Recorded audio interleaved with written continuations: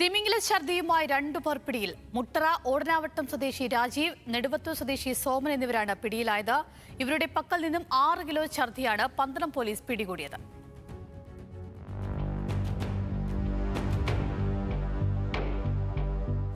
അന്താരാഷ്ട്ര വിപണിയിൽ കോടികൾ വിലമതിക്കുന്ന 6 കിലോഗ്രാം തിമിംഗല ഛർദിയുമായാണ് പ്രതികൾ പിടിയിലാകുന്നത്. ജില്ലയിൽ തിമിംഗല ഛർദിയുടെ അനധികൃത കച്ചവടം നടക്കുന്നുണ്ടെന്ന് രഹസ്യവിവരം പോലീസിന് നേരത്തെ ലഭിച്ചിരുന്നു. ഇതിന്റെ അടിസ്ഥാനത്തിൽ ജില്ലയിൽ അന്വേഷണവും വ്യാപകമാക്കിയിരുന്നു.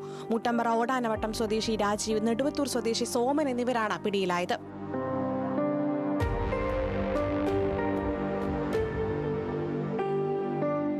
ഞായറാഴ്ച രാത്രി ഓപ്പറേഷൻ തൂഫാന്റെ ഭാഗമായി പന്തളം വലിയ കോയിക്കൽ പാലത്തിന് സമീപം പരിശോധന നടത്തുകയായിരുന്നു പന്തളം പോലീസും ജില്ലാ ഡാൻസ് അപ്പ് സംഘവും. ഈ സമയം പ്രതികൾ ബൈക്കിൽ സ്ഥലത്തെത്തി. പോലീസിനെ കണ്ടതോടെ വെട്ടിച്ച് രക്ഷപ്പെടാൻ ശ്രമിച്ചു. തുടർന്ന് പോലീസ് പിന്തുടർന്നെത്തി പോലീസ് ജീപ്പ് റോഡിന് കുറുകെയിട്ട് പ്രതികളെ പിടികൂടുകയായിരുന്നു. തുടർന്ന് നടത്തിയ ചോദ്യം ചെയ്യലിൽ 5 വർഷം മുൻപ് ലക്ഷദ്വീപിൽ നിന്നും രാജീവ് വാങ്ങിയതാണെന്ന് പ്രതികൾ മൊഴി നൽകി. ഉയർന്ന വിലയ്ക്ക് തിരുവല്ലയിൽ വിൽക്കാൻ കൊണ്ടുപോകുന്ന വഴിയാണ് പ്രതികൾ പോലീസിന്റെ പിടിയിലായത്. പിടിച്ചെടുത്ത തിമിംഗല ഛർദിയും പ്രതികളെയും വനംവകുപ്പിന് കൈമാറി. കേസ് രജിസ്റ്റർ ചെയ്യലും റിമാൻഡ് അടക്കമുള്ള നടപടികളും വനംവകുപ്പ് സ്വീകരിക്കും. ന്യൂസ് മലയാളം, പത്തനംതിട്ട.